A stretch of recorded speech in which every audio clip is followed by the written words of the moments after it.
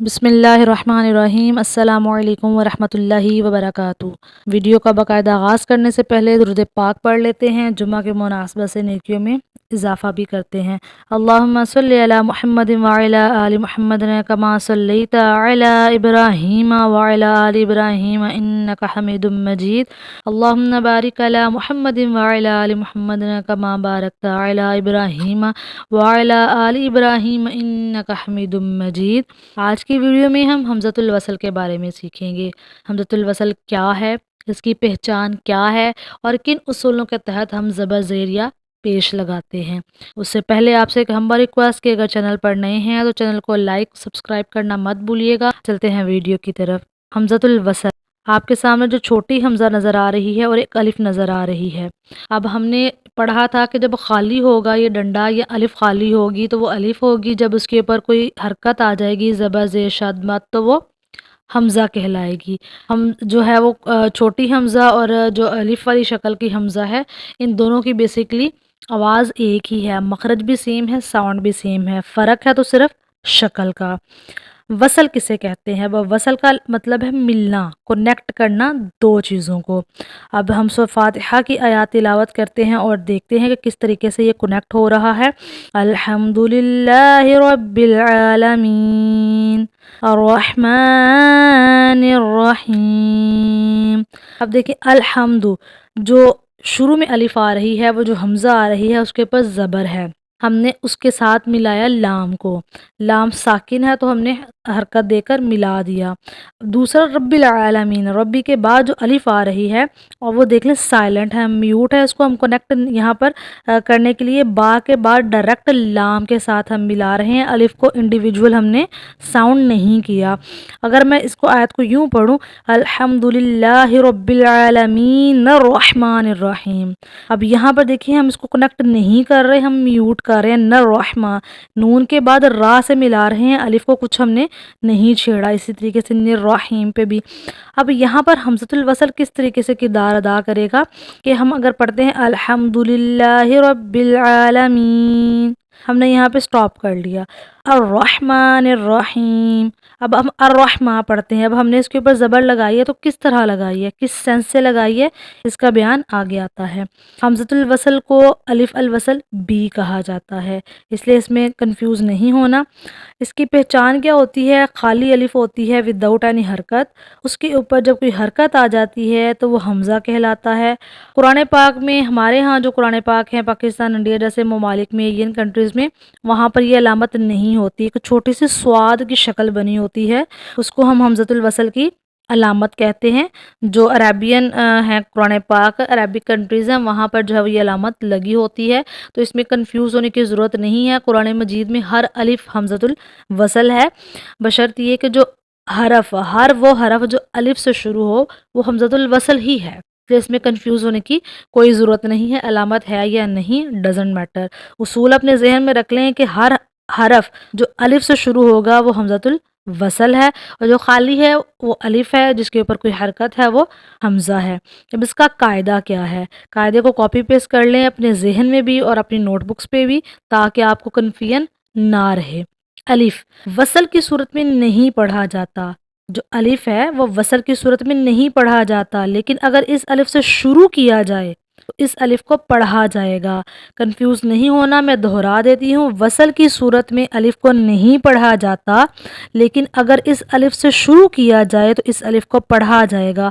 مثال آپ کے سامنے ہے الحمدللہ رب العالمین، جو شروع والا الف تھا وہ حمزہ تھا، وہ ہم نے پڑھا، لیکن جو رب با کے بعد آ رہا ہے ہم نے اس کو نہیں پڑھا، وہ ہم نے اس کو میوٹ کر دیا، سائلنٹ کر دیا۔ جو وصل کی صورت میں الف گر جاتا ہے اس کو ہم نے سائلنٹ کر دینا ہے، میوٹ کر دینا ہے۔ الرحمہ، جب ہم نے وصل کیا الرحمہ پہ، نون کو را سے ملا دیا تو جو الف آ رہا ہے وہ سائلنٹ ہو گیا، میوٹ ہو گیا۔ الرحیم، اگر ان کو سیپریٹ پڑھتے ہیں، اب قرآن پاک میں ہم لفظ پڑھتے ہیں الرحمن الرحیم، تو یہاں پر جو ہے وہ الف وہ پڑھا جا رہا ہے۔ ہم نے کیا پڑھا کہ اگر اس الف سے شروع کیا جائے تو الف کو پڑھا جائے گا، اگر الف کو شروع نہ کیا جائے تو وصل کی صورت میں وہ میوٹ ہو جاتا ہے، الف گر جاتا ہے۔ الرحمن الرحیم، ملا کر پڑھا تو وصل نہیں ہوگا، یعنی کہ میوٹ ہو جائے گا، وہ گر جائے گا حمزہ جب ہم الگ الگ پڑھیں گے۔ اس کا پہلا اصول کیا ہے؟ First point, keep it in your mind, الف اور لام، ال سے شروع ہونے والے ہر لفظ پر زبر لگے گی۔ جو بھی قرآن پاک میں حروف الف سے شروع ہوتے ہیں، ال سے شروع ہوتے ہیں، وہ ہر لفظ زبر کے ساتھ شروع ہوگا۔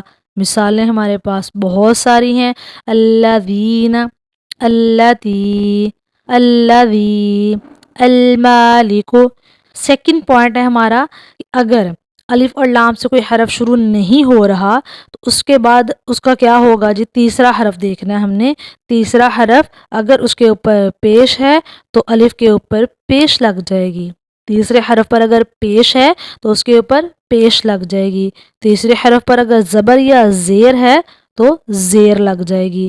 یہ بات یاد رکھیں، تیسرے حرف پر اگر پیش تو الف پر پیش، تیسرے حرف پر اگر زبر یا زیر تو زیر۔ جس طرح ہمارے پاس مثال ہے اشدد، ارجعی، ارجعی۔ اب دیکھیں یہ عربک گرامر کے رولز کے اکارڈنگ ہے، کیونکہ ہم صرف تجوید کورس کر رہے ہیں، تجوید کا ہی سلسلہ شروع کیا ہے، تو ہم اس میں گرامر کو ٹچ نہیں کریں گے ورنہ بہت کنفیوژن ہو جائے گی۔ بہت سارے لوگ جنہوں نے سادہ قرآن پاک پڑھا ہے، تجوید کے اصولوں کا نہیں پتہ، وہ ان چیزوں سے نا آشنا ہے۔ جب تک میں نے بھی نہیں پڑھا تھا، ظاہر ہے مجھے بھی نہیں پتا تھا، جب سے پتہ چلا ہے تو الحمدللہ اس پر مزید کام بھی ہو رہا ہے اور پریکٹس بھی ہو رہی ہے، اس لیے اس میں کنفیوز نہیں ہونا۔ دیکھ لینا ہے کہ دیکھیں یہاں پر الف کے بعد لام نہیں آیا، لیکن ہم نے کیا دیکھا؟ تیسرے حرف پر حرکت دیکھ لی، تو تیسرے حرف پر حرکت ہے پیش، تو ہم نے اس پہ پہلے الف پہ پیش لگا دی۔ یہ رجعی پہ ہے زیر جیم کے نیچے، تو ہم نے حمزہ کے نیچے بھی زیر لگا دی۔ اب تیسرا اور مین پوائنٹ جو ہمارا ہے وہ ایکسیپشنل کیس ہے۔ ایکسیپشنل ورڈز آ رہے ہیں قرآن پاک میں، بہت دفعہ ریپیٹ ہو رہے ہیں، 5 ورڈز ہیں لیکن ملٹیپل ٹائمز آتے ہیں، تو یہ بھی اکارڈنگ ٹو جو گرامر ہے، عربی گرامر ہے، اس پہ آتا ہے کہ جو تیسرا اصول ہے کہ اگر اس پہ الف اور لام بھی نہیں آ رہا اور زبر اور پیش کا بھی ہم نے تیسرے حرف کا نہیں دیکھا تو پھر کیا ہوگا؟ تو جناب اس میں ہم نے دیکھنا ہے کہ یہ لفظ ہے امشو، ابنو، اکدو، اتو، امدو، امشو، ابنو، اکدو، اتو، امدو۔ 5 words, keep it in your mind کہ یہ ایکسیپشنل ورڈز ہیں اکارڈنگ ٹو عربک گرامر۔ یہ ملٹیپل ٹائمز آئیں گے قرآن پاک پہ اور ہر دفعہ ان پر زیر لگے گی، جبکہ اصول تھا کہ پہلا الف لام سے شروع ہو تو زبر، الف لام سے شروع ہو تو زبر، اگر الف لام سے نہیں شروع ہو رہا تو تیسرا حرف دیکھ لیں، پیش ہے تو پیش، زبر زیر ہے تو زیر۔ اب یہاں پر نہ زبر زیر ہے اور نہ ہی یہاں پر دیکھا جائے تو شین کے اوپر تو پیش ہے، تیسرا حرف الف میم اور شین تیسرے پر پیش ہے، لیکن ہم یہاں پر کیوں جو ہے وہ زیر لگا رہے ہیں؟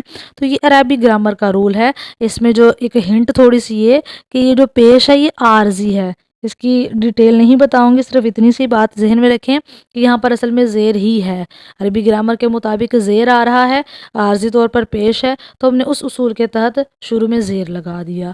ان لفظوں کو یاد رکھیں، جہاں جہاں قرآن پاک میں آئیں وہاں پر زیر لگا دیں، تو اس میں آپ نے کنفیوز نہیں ہونا۔ قرآن پاک میں جہاں کہیں بھی آپ کو خالی الف نظر آئے گی، ان 3 اصولوں کو ذہن میں رکھیں کہ اگر وہاں پر الف لام سے شروع ہو گیا تو زبر، پیش سے شروع ہوا تو پیش، تیسرے حرف پر پیش ہوگی تو پیش، اور تیسرے حرف پر زبر زیر ہوگی تو زیر۔ اور یہ 5 ورڈ ایکسیپشنل ہیں اور ان کی پریکٹس کریں، جتنی پریکٹس کریں گے اتنا ہی آپ کو آسانی کا سامنا کرنا پڑے گا۔ زیادہ سے زیادہ پریکٹس کریں، بار بار ویڈیو کو دیکھیں، نوٹ بکس پر نوٹ کریں تمام قواعد کو، اور قرآن پاک کو پڑھتے ہوئے ان پر پریکٹس کریں، عمل کریں، تو انشاءاللہ آپ کی تجوید بہت اچھی ہو جائے گی۔ اپنا بہت سارا خیال رکھیے گا، دعاؤں میں یاد رکھیے گا۔ ملتے ہیں اگلی ویڈیو میں، تب تک کے لیے اللہ نگہبان۔